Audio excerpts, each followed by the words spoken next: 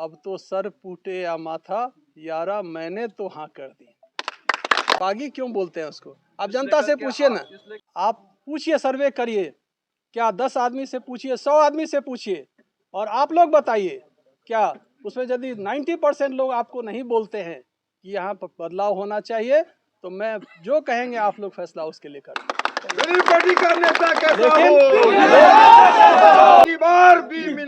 लेकिन समर शेष है नहीं पाप का, भागी केवल व्याध। जो तटस्थ है समय लिखेगा उनका भी अपराध। यदि आपको लगता है कि नहीं इसको फिर से बंद की रखना है 5 साल के लिए, तो आप करिए। और यदि आपको लगता है कि आपका बेटा सही नहीं है, तो गलत फैसला लिया है, वो भी आप लोग लीजिए, मैं उसके साथ में हूँ। मैं बहुत आहत था, 2 दिन हमने चिंतन किया इस पे, तन्मयता से समर्पित होकर कार्य करता रहा हूँ। मुझे ये लगातार आश्वासन दिया गया कि इस बार बदलाव होगा, और बेनीपट्टी की जनता को जिस तरह से इन लोगों ने जनभावना का कद्र नहीं करते हुए मेरे साथ जो छल किया गया, जो प्रपंच किया गया, उसको देखते हुए लोग बहुत ही आक्रोशित हैं। पंडित दीनदयाल उपाध्याय का एक पंक्ति है, कोटेशन है कि यदि किसी अच्छे पार्टी से किसी गलत उम्मीदवार का चयन हो जाता है, तो इसका मतलब ये नहीं कि वो मत पाने के अधिकारी हैं। 18 तारीख को, परसों, हम लोग 12 बजे नामांकन करेंगे। एक महीना नहीं ठाड़ छे, एक महीना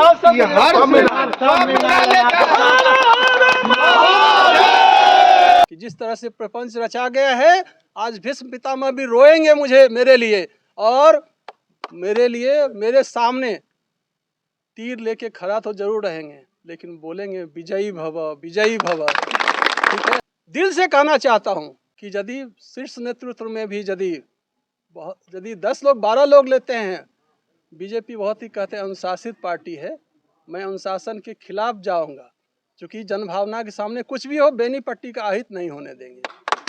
और मैं ये भी कहूंगा कि पाली गांव का रहने वाला हूं, आज पाली को हमने पटना पहुंचाया है। आप देखिए, हमारा जो झंझारपुर है और बेनीपट्टी विभूतियों का जगह है, और कहाँ झंझारपुर है जहाँ के गांव में केंद्रीय वित्त मंत्री आके रहती हैं, निर्मला सीतारमन। इतना हम जरूर वादा करते हैं कि बेनीपट्टी से यदि चुने जाएंगे तो बेनीपट्टी का नाम जो भारत के पटल पे सबसे ऊपर होगा। जो एक पीरा है न मन में, हो गई है पीर पर्वत सी पिघलनी चाहिए, इस हिमालय से कोई गंगा निकलनी चाहिए। तो सबके मन में है। एक एक कार्यकर्ता से हम पूछना चाहेंगे, आप मीडिया के लोग, आप तो निष्पक्ष रूप से चौथा स्तंभ हैं, आप घूमते हैं, क्या जनभावना यही है? हमारे शीर्ष नेतृत्व भी इसको जानते हैं। कहीं न कहीं इस अभिमन्यु का वध करने की कोशिश की गई है, लेकिन इस बार रुकेगा नहीं। अभिमन्यु का वध नहीं होगा, ये आप लोग सुनिश्चित करेंगे। और हम ये मानते हैं कि जिस तरह से पार्टी भले ही हमको टिकट नहीं दी है, कि मैं जनता के टिकट पे इस बार चुनाव लड़ूंगा। परसों जो टिकट का अभी जो बंटवारा हुआ, और जिस तरह से हमारे यहाँ की जनता फैसले से आक्रोशित है, मुझे परसों यहाँ बुलाया गया था, और हमारे जितने भी अभिभावकगण हैं, मित्रगण हैं, और जो वरिष्ठ कार्यकर्ता, उन लोगों ने एक स्वर में मुझे एक जिम्मेदारी दी। उन्होंने कहा कि मुझे बेनीपट्टी का बेटा होने के नाते, यहाँ का शुभचिंतक होने के नाते ये लड़ाई लड़नी है, और इस जिम्मेदारी के लिए हमने 2 दिन का समय मांगा था।